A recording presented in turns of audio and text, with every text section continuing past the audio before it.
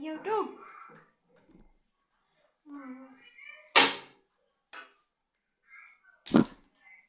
Oo na, bumaba. Kuasa. Kuaba, kinahapon. Wa pa man to ni mo abrihe. Kuasa to. Wa pa man to ni mo giabrihe ba? Kuasa. Ready to enjoy more Chicken Joy's moment? Isa pa.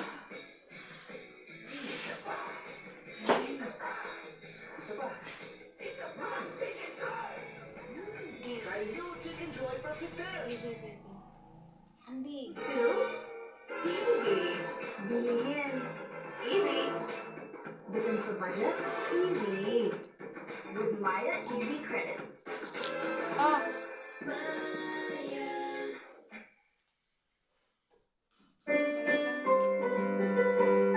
Ayaw pangingkit ni Mami, dog. Dog, ayaw pangingkit ni Mami. Hallelujah!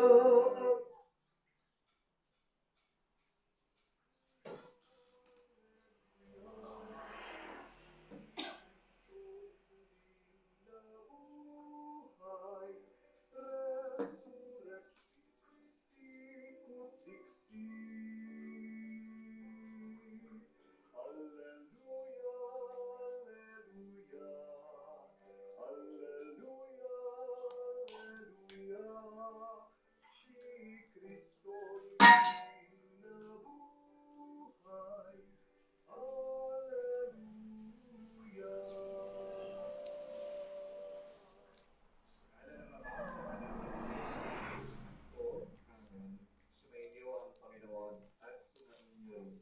Kapatid, muli tayong nagpupuri at nagpapasalamat sa Diyos. Binigyan tayo ng panibagong araw, panibagong buhay. Pero sa bawat araw, meron tayong nararanasang lungkot. Pero huwag natin kakayaan. Hinayin na mo. Nag-video ko. Hinayin na. Hinayin na. Nag-video ko dito. Mag-ingat tayo at sobrang lungkot tayo dahil hindi makakapasok at hindi natin mararanasan ang banal na Espiritu. Pero ang mabuting balita, sa gitna ng ating lungkot, magpapakita pa rin, magpaparamdam, at tumatawag pa rin ang Diyos sa atin. Siya nagbibigay ng panibagong lakas.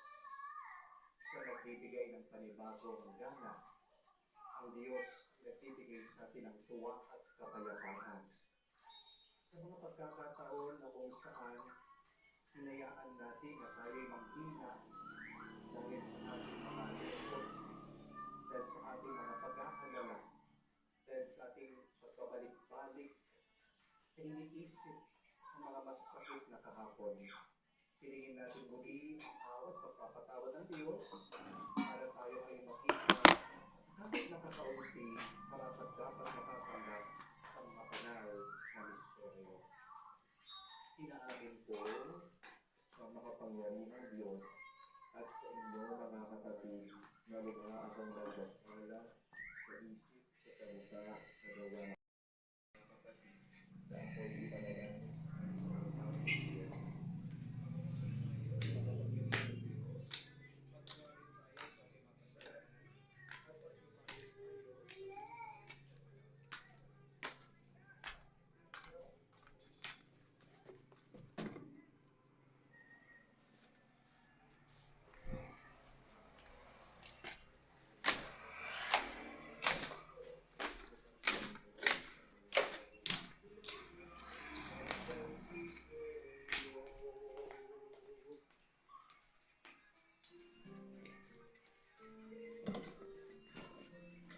Dog, ayaw, dog. Ayaw na, Mami, dog. Guys, timpla sa taggata sa iro, guys.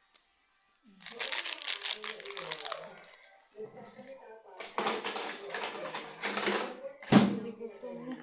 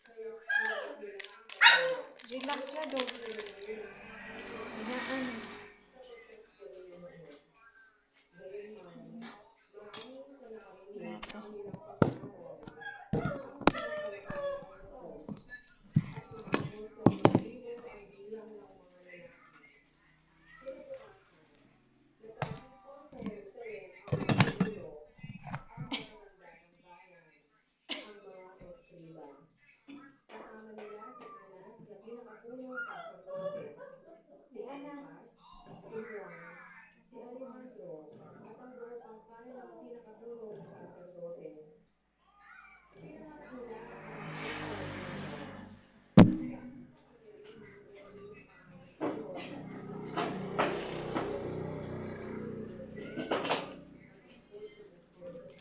Ang natugkaan guys, may biscuit guys. Gamay. At isang gatas.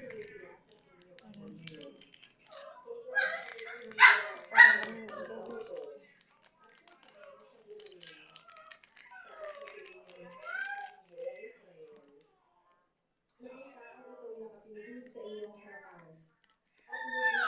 ano?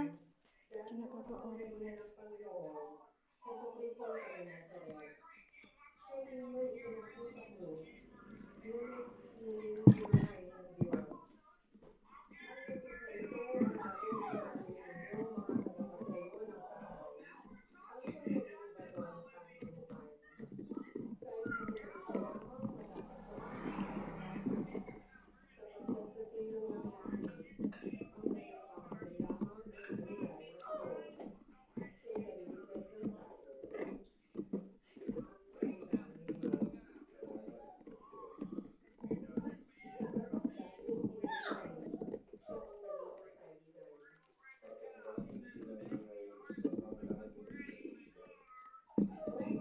Oh, di na.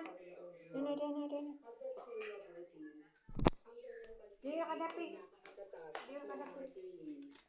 Ang Israel, kaya ang sabihin kanilang ihayag. Ang pag-ibig ng Diyos ay hindi iba. Lahat ng may tapos sa Panginoong Diyos dapat magpahayag. Ang pag-ibig ay hindi magwawakas. Batong dating tinanggihay sa panglaging sangigan.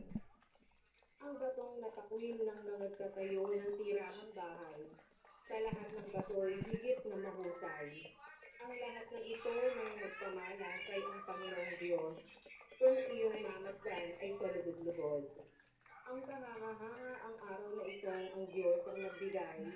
Tayo ay magalak, ating ipagdiwang.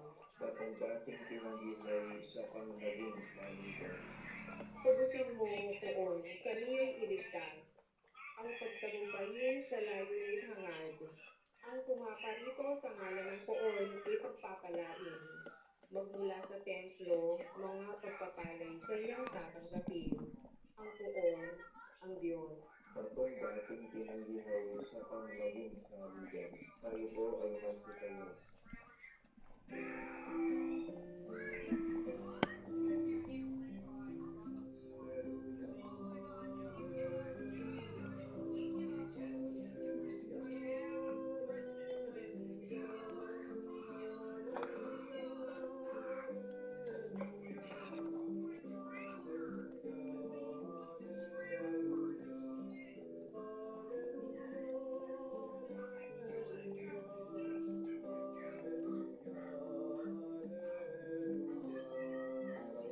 Inom pa.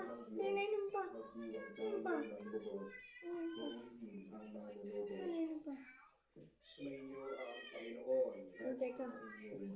Hintay ka. Ang Panginoon ayon kay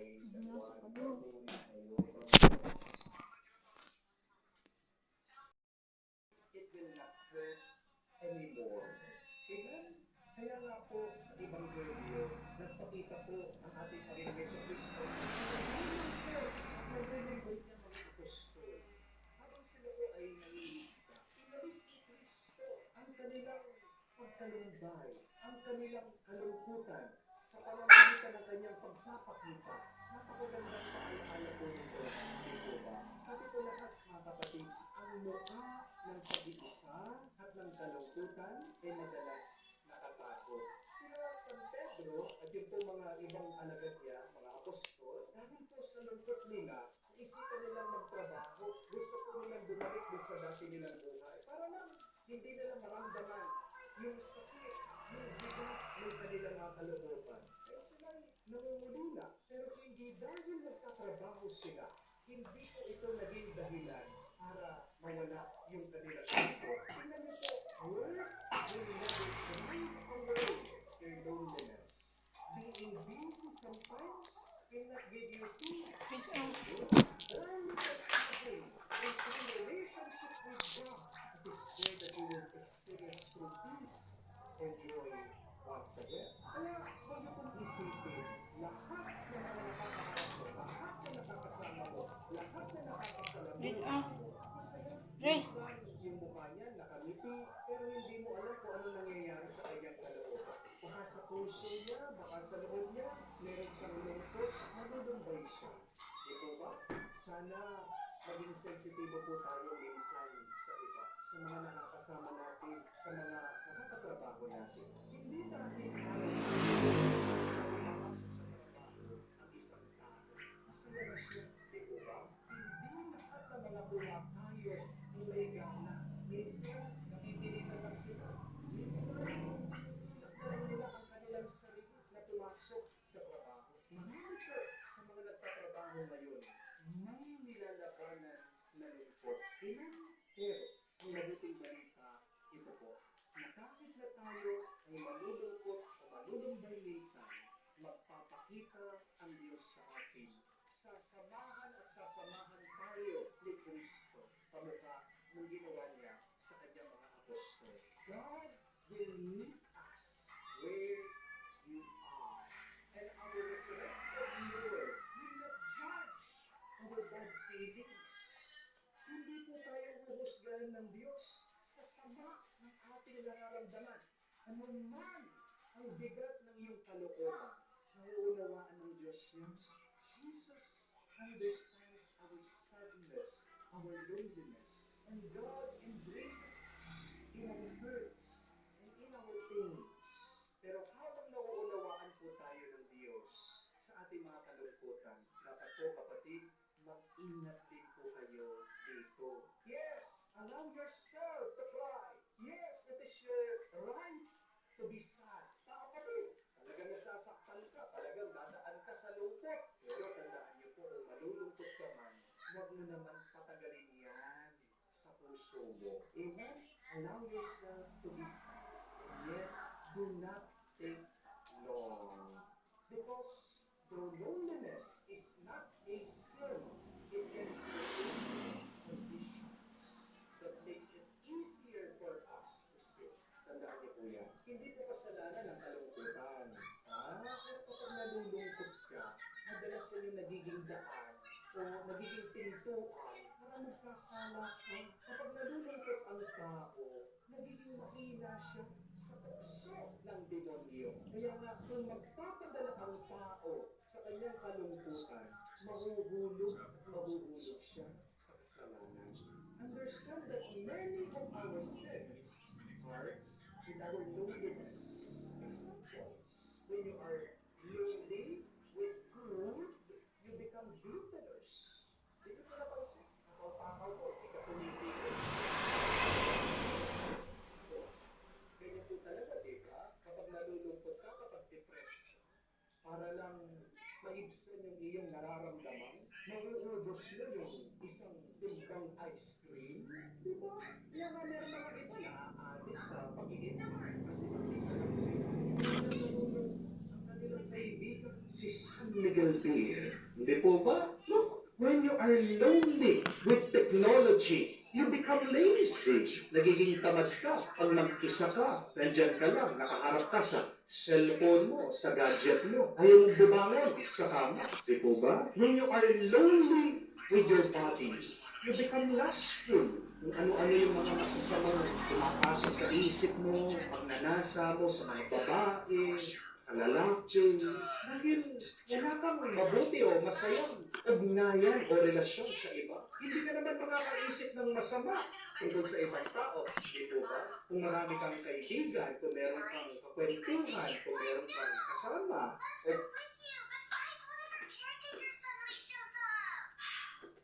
Fine, fine, you can come. But you have to listen to everything I say.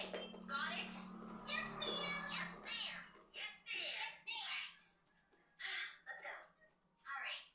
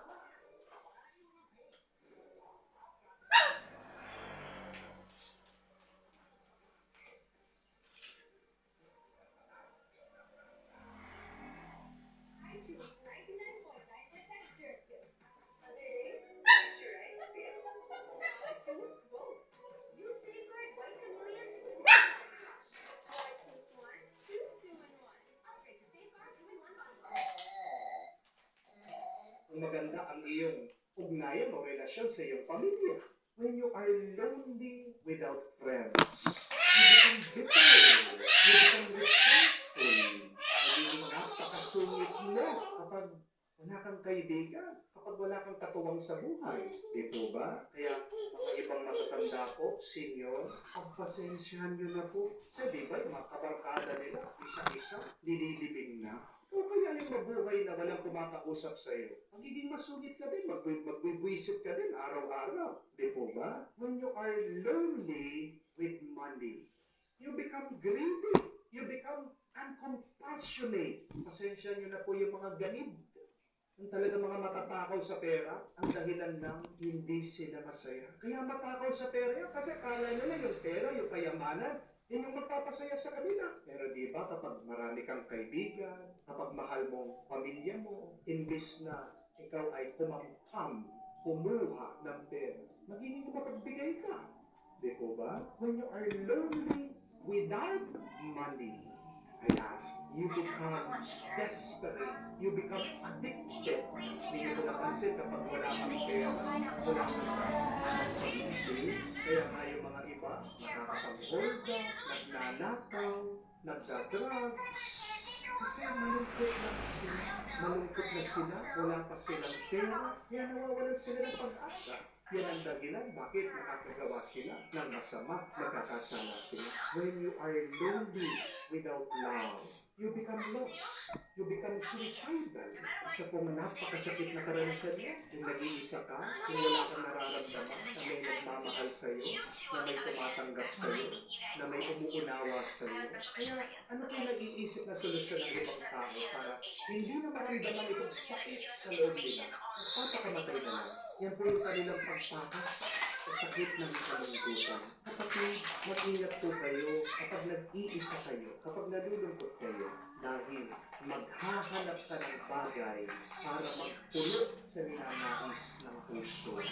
Pero tandaan niyo po, kahit na kainan, hindi mapupuno ng bagay ang hinahanap ng puso mo. Kahit isa lang ang palaging inaasam, hinahanap at gusto ng puso ng tao. Kailangan natin maunawaan nito, Diyos. Dahil ang Diyos, gumawa sa puso na yan. Diba? Yes, there will be moments that you will be lonely. But remember, you may be lonely, but never alone. We are never alone. Hindi tayo palaging mag-isa. Nandiyan pangarap sa lahat ng mga paghihirap at pagsubok. Tumawag tayo sa Kanya na may ganap na tiwala at sabihin, Panginoon, dindiin mo kami. Panginoon, dinggin mo kami. Ang buong simbahan naway pagpalibaguhin ng biyaya ng Pasko ng muling pagkabuhay. Manalangin tayo sa Panginoon. Panginoon, dindiin mo kami. Sa lahat ng tao sa mundo, naway maibigay ang kapayapaan ibinigay ng Panginoon muling nabuhay sa kanyang mga apostol. Manalangin tayo sa Panginoon. Panginoon, dindiin mo kami. Ang mga nangangailangan, naway tulungan natin at bigyan sila ng makakaawi ng pagkagutom ng kanilang katawan at kaluluwa. Manalangin tayo sa Panginoon. Panginoon, dindiin mo kami. Sa katahimikan po ng ating puso, pangitulungan natin sa Diyos ang ating mga personal na pangangailangan.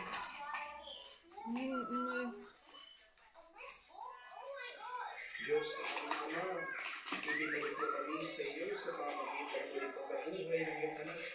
Ligin mo ang aming mga panalangin at palakasin mo kami sa pagpapatotoo sa aming pananampalataya sa muling pagkabuhay.